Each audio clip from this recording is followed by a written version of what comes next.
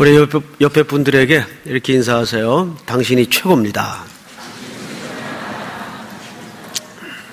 좀 진심으로 하세요. 다시 한번 당신이 최고입니다.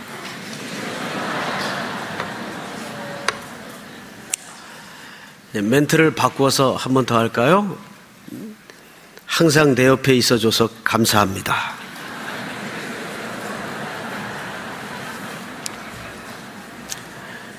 지금 여러분들이 나눈 인사 두 마디는 사실 20대에서부터 40대까지 설문을 했는데 가장 듣고 싶어하는 문장이랍니다. 그만큼 현대인들이 격려에 위로에 목말라 있다는 증거겠죠.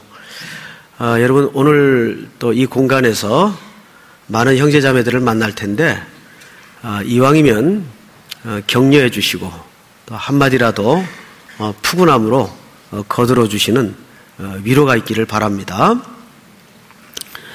여러분 오늘 무슨 날인지 아세요? 7월 7일 주일이죠? 오늘은 여러 가지로 의미가 겹치는 날인데 오늘은 사실 교회 절기로 치자면 맥주 감사주일입니다. 도심의 교회들이 이 맥주 감사주의를 지키는 교회가 많이 이제 사라지기 시작했어요. 그러고 보니까 제가 작년 꼭 7월 첫 주에 이 자리에 섰던 기억이 새삼스럽습니다. 어느새 1년이 됐군요. 세월이 얼마나 빨리 지나가는지 백마가 문틈 사이로 휙 지나가는 느낌이에요. 많은 일들이 있었고 참 많은 감사 또 은혜가 있었습니다. 그런데 이 맥주 감사주일은 많은 사람들이 이렇게 이해를 하더라고요. 요즘 생활 환경도 많이 바뀌고 또 특히 서울 사람들은 농사를 안 짓지 않느냐. 그러니까 이건 오늘날 의미가 별로 없을 것이다. 이렇게 이제 이해를 하고 치워버리는 경우가 있어요. 근데 이 맥주절은 유대 남자들이 1년에 반드시 3번에 걸쳐서 하나님 성전에 나아가기로 되어 있는데 그 중에 한 절기입니다. 유월절, 맥주절, 그리고 수장절이라고 있습니다. 우리 한번 그림을 좀 잠깐 볼까요? 자막을 통해서. 이거 이제 밤늦도록 우리 서범준 목사님이 열심히 그린 건데 단순합니다. 여러분 이 그림을 잘 보시면 자 6월절이 있죠. 6월절은 그 밑에 글자처럼 이스라엘 백성들이 400년 애굽 생활을 마감하고 홍해를 건너서 출애굽하기 전에 하나님이 마지막 날 6월절 어린 양의 죽음을 통해서 그 백성들을 건져내십니다. 그것을 기념하는 절기가 6월절이에요. 6월절을 조금 더 자세히 공부해 보면 이 6월절도 사실은 하루가 아니라 일주일 동안 무교절이라고 지키도록 되어 있습니다. 이제 거기까지 나가면 여러분들 머리 쥐날 테니까 오늘은 그 부분은 생략을 하고 일단 좀 도표를 단순하게 그렸습니다. 6월절로 시작해서 7주를 지나게 됩니다. 77이 뭐가 되죠? 49. 그러면 7번 안식일이 7번 7일 만에 돌아오는데 그 7일 만에 돌아오는 안식일이 7번 겹치니까 그날을 큰 안식일이라고 합니다. 그래서 그날을 그냥 다른 안식일처럼 지낼 수가 없어서 그 다음 날 그러면 하루가 더해지죠? 50일째 되는 날 그날을 뭐라 그러냐면 오순절이라고 합니다. 그런데 히브리인들의 농사절기로 따지자면 그 50일째 6월절로 시작해서 50일째 되는 이 날이 보리를 처음으로 결실하는 시기입니다. 그래서 맥자라는 말이 보리맥자예요. 옛날에 그 통일교에서 만든 맥콜이라는 음료수가 있었어요. 그게 보리맥자입니다.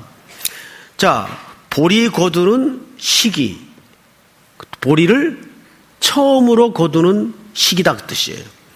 자, 그러면 그 오순절은 무엇을 암시하는 이야기인가 하면 오순절을 지키려면 반드시 어느 절기를 거쳐야 돼요? 유월절을 거쳐야 돼요. 오순절은 예수 그리스도의 그래서 부활의 첫 열매 되신 주님의 부활 사건을 이미 예표하고 있는 중요한 절기예요. 단순히 농사 지은 걸 하나님 앞에 드린다는 이 차원으로 머무는 절기가 아니라 어린 양의 죽음과 예수 그리스도의 뭐예요? 부활을 암시하는 터입니다. 그래서 오순절은 예수 그리스도의 부활을 기점으로 성령님이 오실 것을 예고한 구약 이스라엘의 굉장히 중요한 절기였습니다. 그런데 오늘 본문에 보면 오순절날 누가 오세요? 성령님이 오십니다. 이것은 약속대로 오시는 거예요. 즉 구약의 맥주 감사 절기가 완성되고 새로운 패턴으로 전이되는 중요한 순간입니다. 따라서 이 오순절 또는 맥주 감사 주일은 뜻밖에도 이 지상의 교회 탄생의 생일날이 됩니다.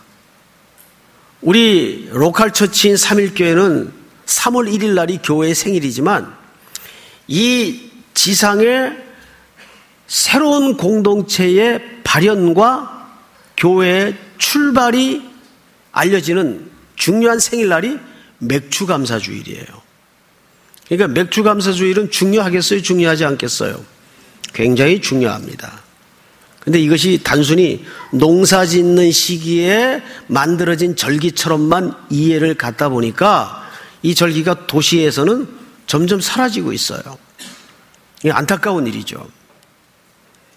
그냥 또 교인들은 헌금 한 번 더 거두는 뭐 그런 절기인가 보다 정도로 이해를 끝내는 경우들이 있습니다.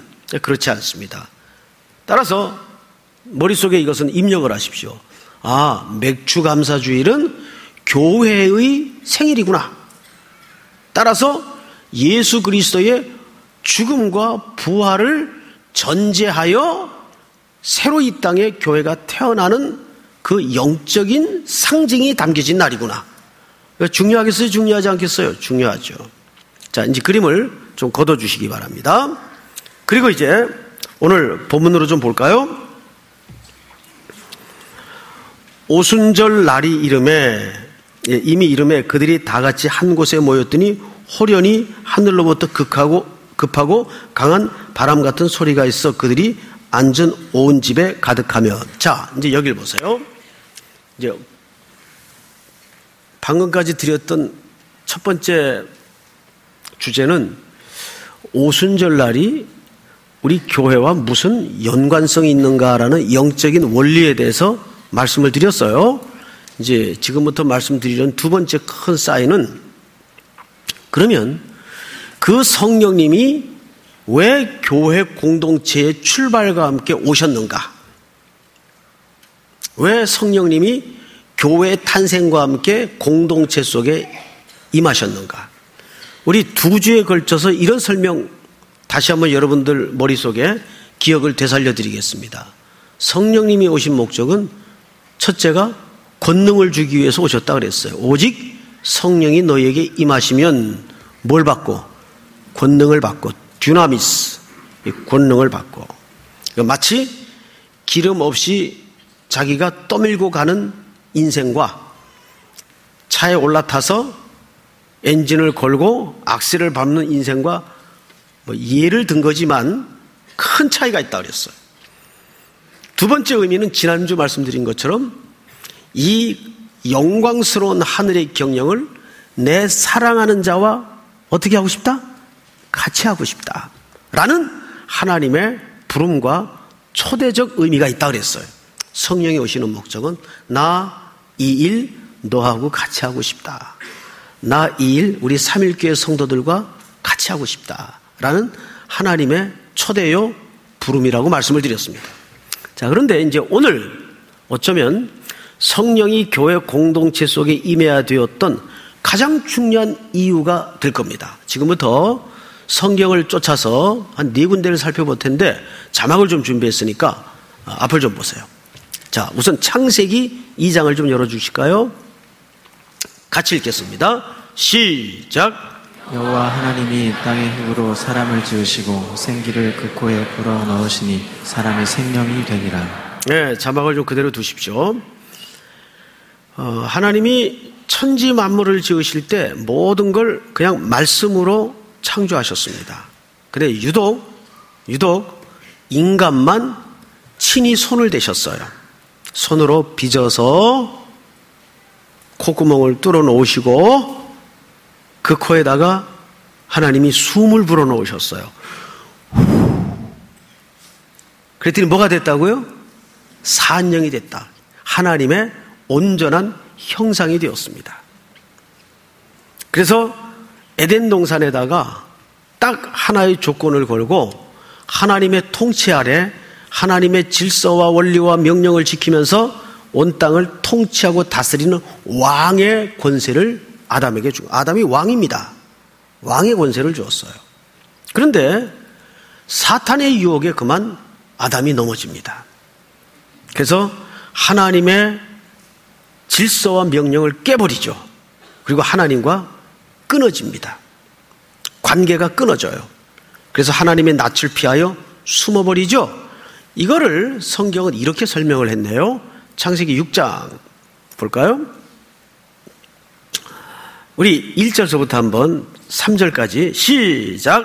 사람이 땅 위에 번성하기 시작할 때 그들에게서 딸들이 나니 하나님의 아들들이 사람의 딸들의 아름다움을 보고 자기들이 좋아하는 모든 여자를 아내로 삼는지라.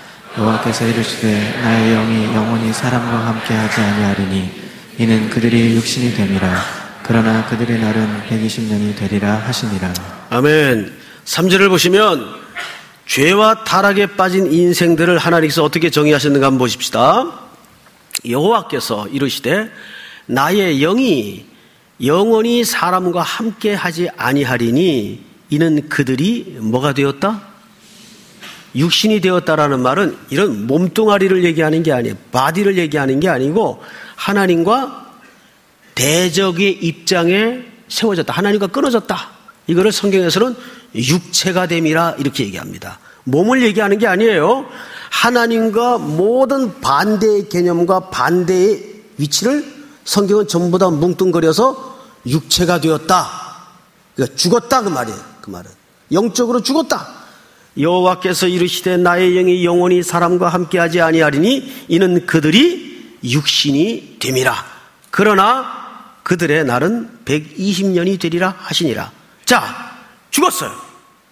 그런데 하나님은 온 우주를 경영하시고 우리를 향하여 계획하실 때 우리를 너무 사랑하셔서 이 육신이 되어버리고 하나님과 끊어진 인생들을 늘 마음 아파하셨어요. 그래서 그대로 두지 않으시고 어떻게 했는가 하면 요엘 선지자를 통해서 약속 하나를 하십니다. 자, 요엘서 2장을 한번 열어볼까요? 자, 27절부터 저 교독을 합니다. 그런즉 내가 이스라엘 가운데 있어 너희 하나님 여호와가 되고 다른 이가 없는 줄을 너희가 알 것이라. 내 백성이 영원히 수치를 당하지 아니하리로다. 시작. 그 후에 내가 내 영을 만민에게 부어주리니 너희 자녀들이 장래일을 말할 것이며 너희 늙은이는 꿈을 꾸며 너희 젊은이는 이상을 볼 것이며 그때에 내가 또 내 영을 남종과 여종에게 부어줄 것이며 내가 이적을 하늘과 땅에 베풀리니 곧 피와 불과 연기 기둥이라.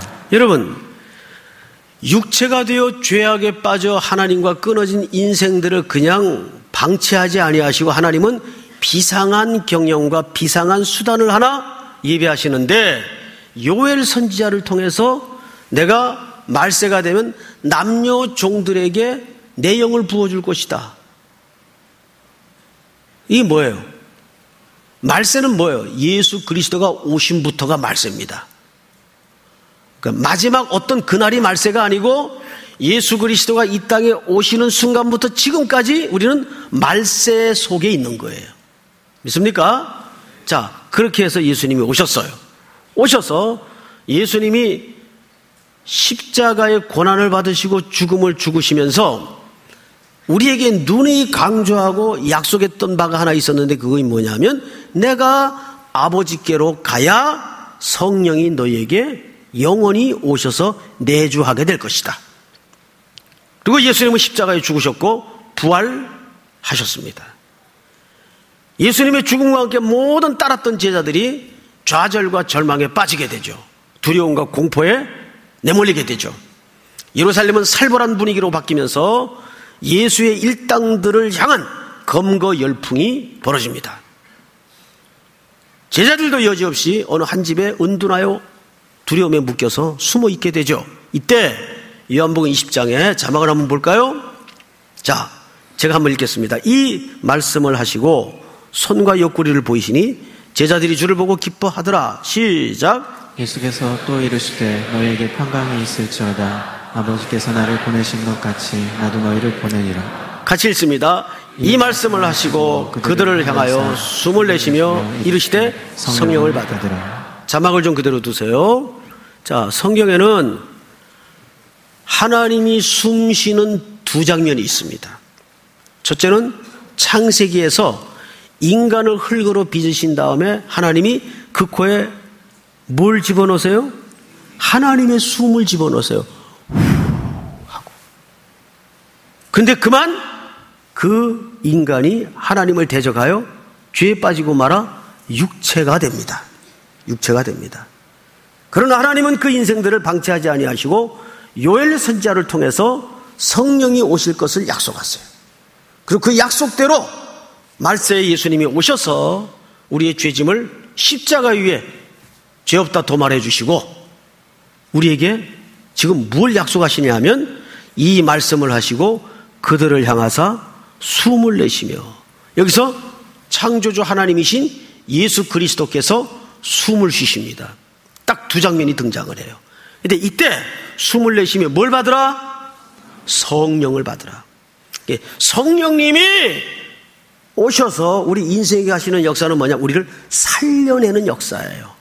죽었던 영혼들, 그리스도를 보지 못했던 영적으로는 완전히 까막눈이 되어서 죽어버렸던 영혼들을 향해서 성령님은 뭘 하세요? 눈을 열어서 예수 그리스도를 구주로 고백케 하는 역사를 하십니다. 이게 성령님이 오셔서 하시는 역사예요. 이제 그 성령님이 오순절 전까지는 어떻게 오셨는가 하면 오셨다가 떠나시기도 하고 했어요. 그러나 오순절을 정점으로 성령님은 이제 영원히 교회와 성도들에게 내주하시는 거예요. 한번 오시면 떠나지 않는 거예요. 믿습니까? 구약까지는 뭐예요? 거두어가시기도 했어요. 그러나 신약은 한번 성령님이 오시면 영원히 우리에게 내주하시는 겁니다. 자, 제가 여러분들에게 한번 도전 겸 여쭤보죠. 여러분 성령 다 받으셨습니까? 어떻게 받으신 줄로 아십니까? 난 방언도 안 되는데 별로 은사 받은 것도 없는 것 같은데 그것이 성령 받은 일부의 표징이기는 하겠으나 그것이 성령 받은 전체의 조건은 아니에요. 그런 거 없어도 성령 받을 수 있는데 우리가 어떻게 성령을 받냐면 옷이 없어서 한다고 성령 오시는 게 아니에요.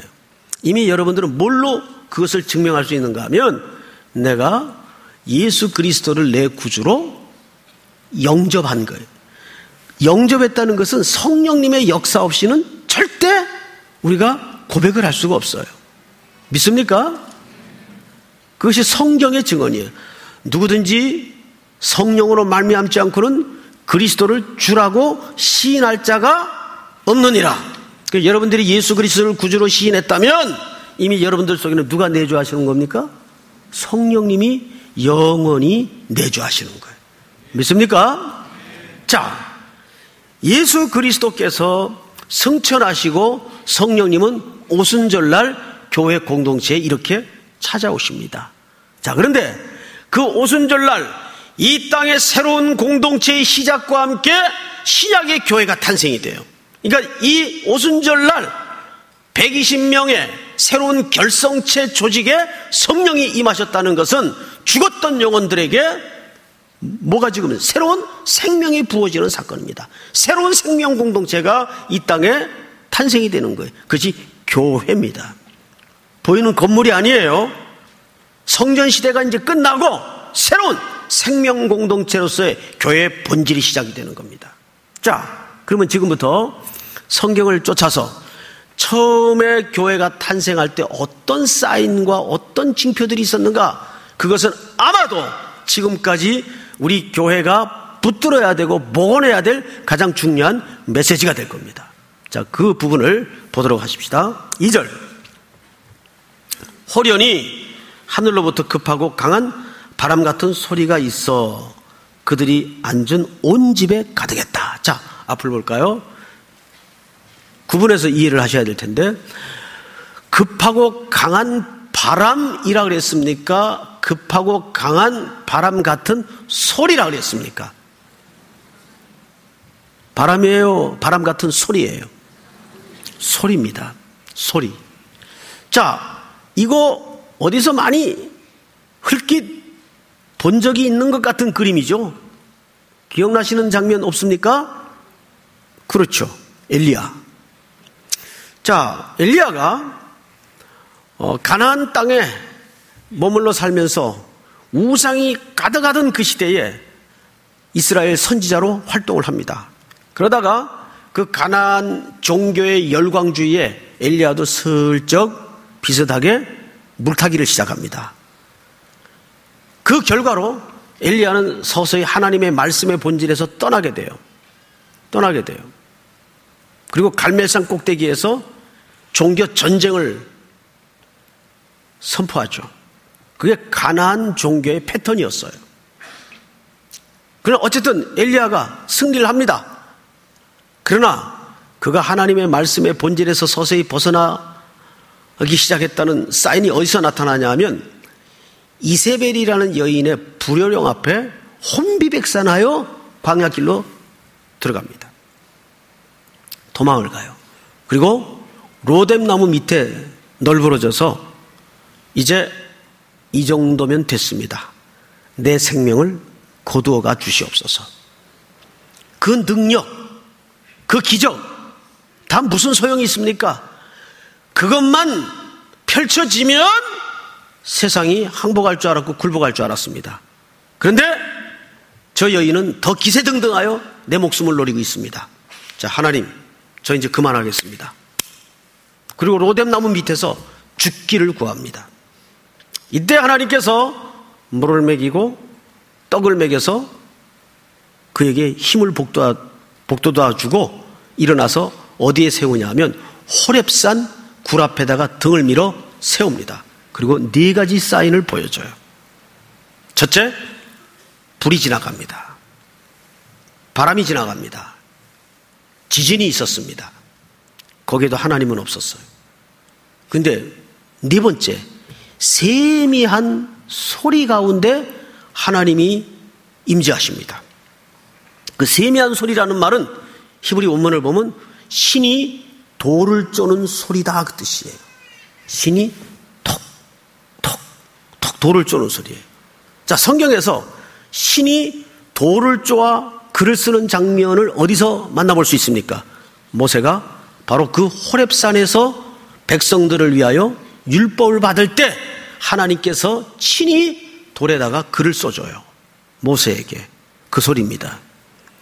왜 엘리야에게 그 모세에게 주었던 그 광경을 연상시키는 사인으로서 소리 가운데 임재하셨을까요? 신이 돌을 쪼는 소리. 그 의미가 뭘까요? 엘리야야, 능력과 기적이 일어나면 세상이 내 앞에 굴복할 줄 알았지? 아니다. 너 다시 정신 차리고 모세에게 주었던 말씀의 전통 앞으로 돌아가라. 그것이 엘리야에게 명령하신 사인이었어요. 자, 오늘 오순절날 교회에 성령이 강림하시면서 급하고 강한 바람 같은 소리가 있었다 그랬어요. 그 소리가 뭐예요? 하나님의 말씀을 얘기합니다. 하나님의 말씀. 하나님의 말씀은 교회 바퀴로 얘기하자면 축이에요, 축.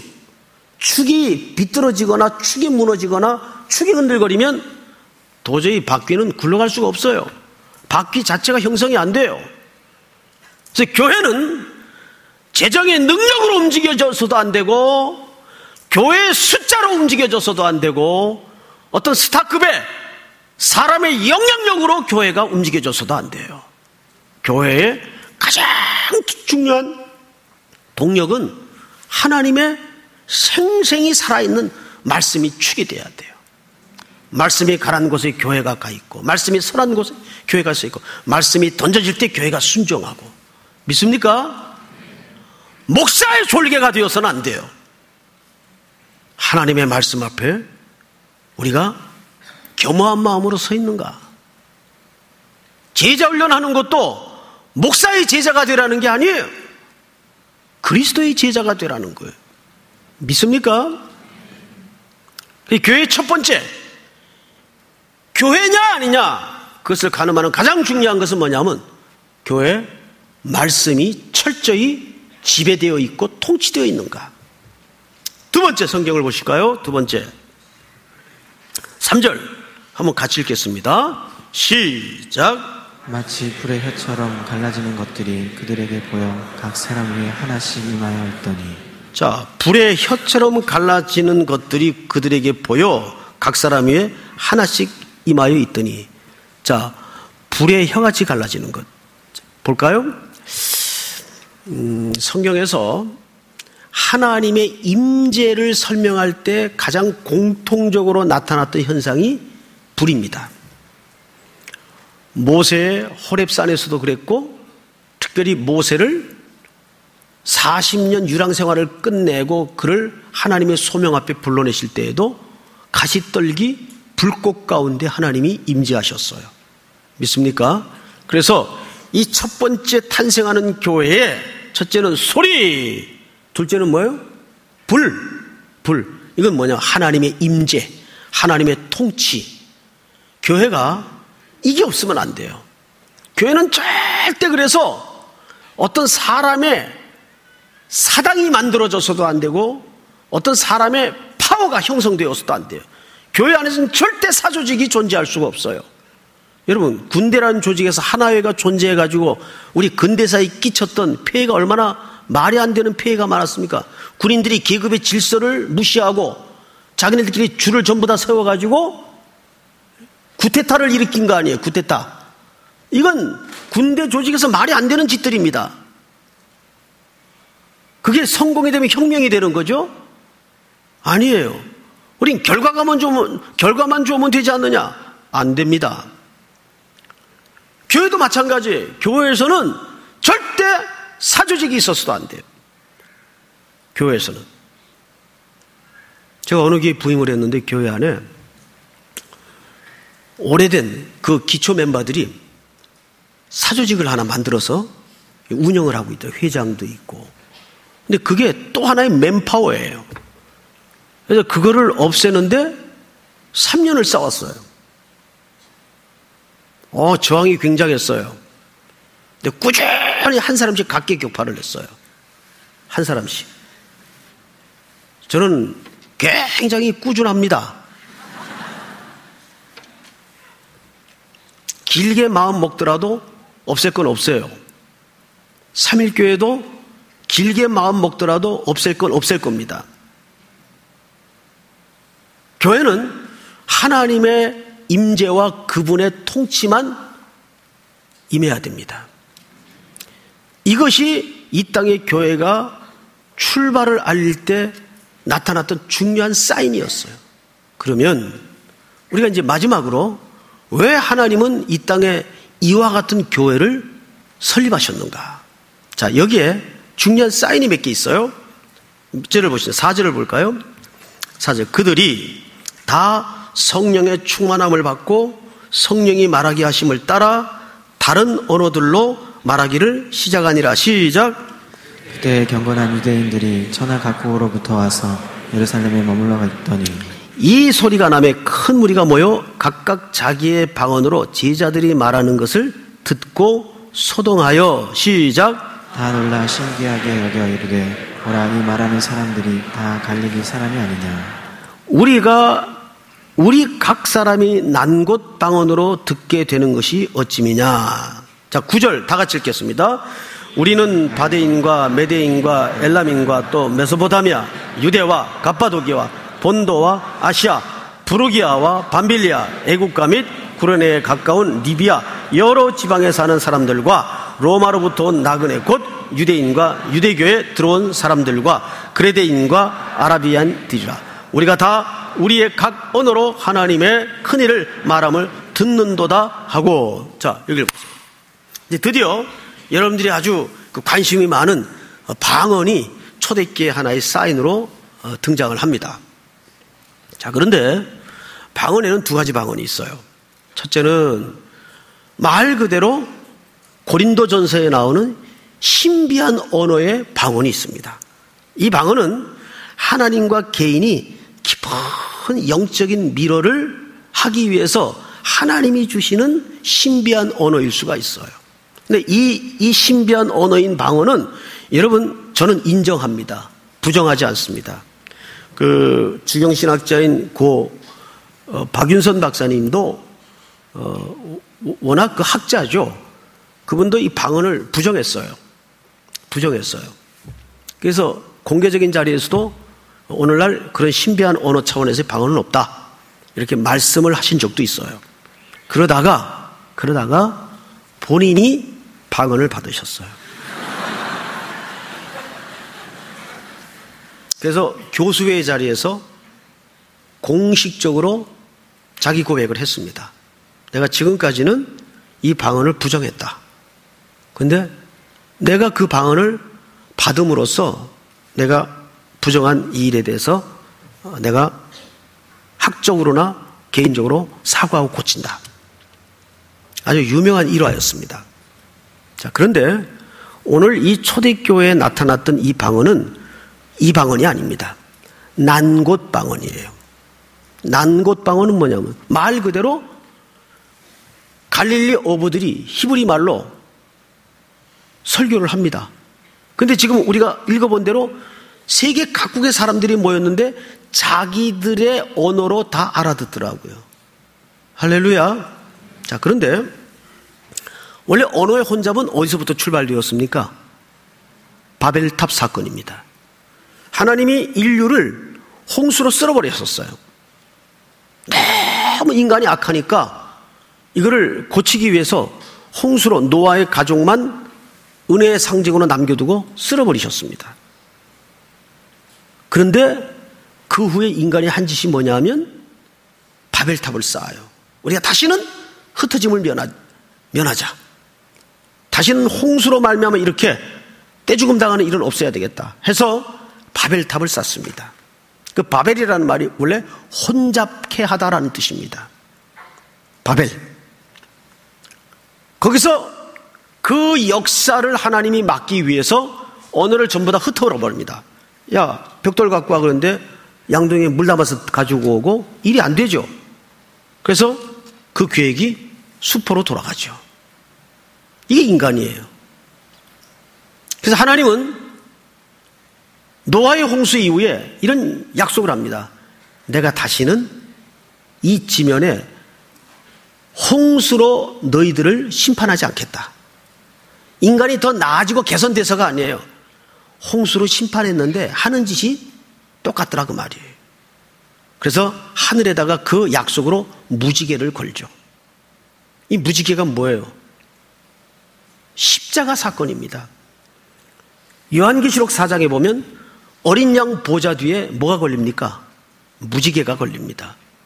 이것은 그 아름다운 무지개 빛깔 속에 당신의 아들을 십자가에 걸겠다는 하나님의 피 맺힌 약속을 무지개로 하는 거예요.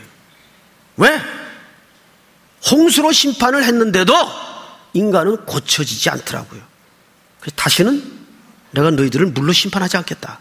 그리고 걸어진 약속이 무지개의 약속이에요. 그때 언어가 혼잡이 됩니다. 그래서 우리가 지금까지 고생을 하는 거예요. 응? 영어 배우느라 얼마들 고생이 많아요. 유학을 가야 되고 성경하는데도 우리가 고생을 많이 하잖아요. 대만 말 배워야 되고 캄보디아 말 배워야 되고. 그런데 놀랍게도 새로운 교회가 탄생이 되면서 성령이 임재하는 가운데 난곳 방언의 역사가 나타나요. 여기에는 몇 가지 중요한 시대적 사인이 있습니다. 첫째, 복음은 모든 민족의 것이다. 그리고 그 사명을 지금 새롭게 탄생하는 교회에다가 던지는 거예요. 이 땅에 내가 왜 이 교회를 설립하는지 아느냐? 이 땅에 마땅히 죽어 멸망당할 그 수많은 인생들을 향해서 내 증인의 사명을 감당해라. 이것이 이 땅의 교회가 설립되는 중요한 목적입니다. 믿습니까? 그리고 언어의 소통을 통해서 우리는 하나이어야 한다는 것을 하나님께서 천명하고 있는 겁니다. 그래서 교회 안에서는 제일 중요한 게 뭐냐면 소통이에요. 이 시간도 이 말씀을 듣고 있는 분들 가운데 성도와 성도끼리 소통하지는 못하는 부분이 있다면 회개하시고 소통하시기 바랍니다. 성령 받은 사람의 사인이 아니에요. 먼저 다가가서 소통해야 됩니다. 예수님이 먼저 찾아오셔서 죄인들을 향하여 소통하셨습니다. 근데 우리가 예수님보다 나아요? 안 그러잖아요. 가로막힌 담이 있거나 불편한 담이 있다면 헐어버리세요. 그건 성령 공동체의 표적이 아니에요. 우리는 하나의 패밀리예요. 그리고 이 사명을 땅끝까지 증인되라는 사명으로 교회에 주신 겁니다. 자, 그런데 여기에 결어적 차원에서 마지막으로 우리가 이런 뜬금없는 질문 하나로 성경 몇 구절을 살펴보고 마치도록 하겠습니다. 지난주와 비슷한 경우이긴 하겠어. 조금 본질적인 차이가 있습니다. 뭐냐면 여러분 성령님이 직접 혼자 하실 수 있잖아요. 그죠? 성령님이 직접 가서 혼자 하실 수 있잖아요. 러시아 같은 데서는 제가 어느 선교사님한테 들은 얘기인데 러시아 말 한마디 못한 채 간지 얼마 안 됐는데 입이 열어지면서 러시아 말이 막 쏟아져 나오더래요. 배운 적도 없는데. 그걸 우리는 난곳 방언이라고 그러죠. 우리 교육자들 가운데도 어느 한 분은 영어 방언을 받은 분이 계세요. 영어 방언. 지금은 또 없어졌다 그래요. 그 영어 방언. 은사라는 것은 왔다 갔다 합니다. 안 쓰니까 아마 없어진 모양이에요. 하나님께서는 복음의 전파 차원에서 그렇게 난곳 방언을 주실 때가 있어요.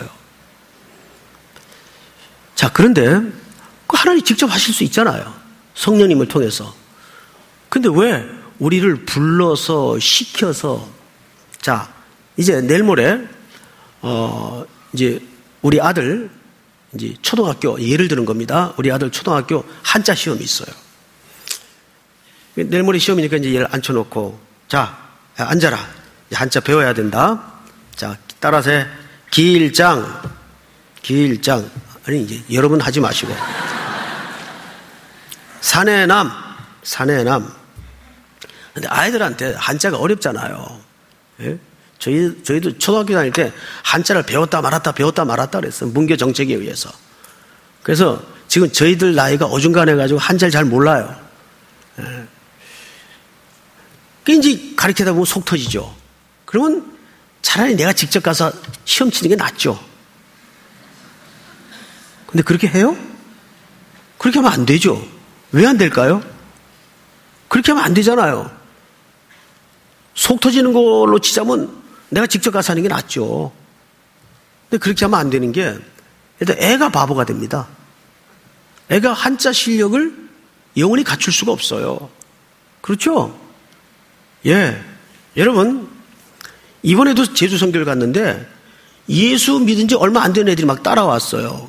쟤들 보면서 쟤들이 선교지 가서 뭘 얘기할까 도대체. 그런데 하나님이 그 생자 초자에 가까운 아이들을 통해서 역사를 하세요. 어떤 역사를 할까요? 물론 그곳에도 복음이 전해지지만 그렇게 무작정 따라가서 ABC도 모르는 상태에서 하라는 대로 시키는 대로 했더니 누가 커요? 본인들이 커갖고 와요. 선교지 갔다 오면 영적인 키가 눈금이 한 자씩 자라고 온단 말이에요. 이거예요. 그래서 교회는 언제나 하나님이 직접 하실 수 있지만 우리 성경 한 군데를 확인하고 마칩시다. 에베소 2장. 직접 찾으세요. 2장 20절. 너희는 사도들과 선지자들의 터위에 세우심을 입은 자라. 교회를 얘기하는 거겠죠. 그리스도 예수께서 친히 모퉁이 돌이 되셨느니라. 시작. 그 안에서 건물마다 서로 연결하여 주 안에서 성전이 되어가고. 같이 봅니다. 너희도 성령 안에서 하나님이 거하실 처소가 되기 위하여 그리스도 예수 안에서 함께 지어져 가느니라. 할렐루야. 어떻게 지어져 가요? 함께 지어져 가느니라. 우리를 단단하게 만들기 위해서 직접 안 하시는 거예요. 믿습니까? 오늘도 이 성령님의 통치와 하나님의 임재와 말씀이 중심되는 우리 삼일교회가 되어서 우리 신랑 예수 다시 오시는 그날까지 신바람 나게 하나님의 미션을 순종하는 여러분들의 개인의 인생과 우리 공동체가 되기를 축복합니다. 다 일어나십시다.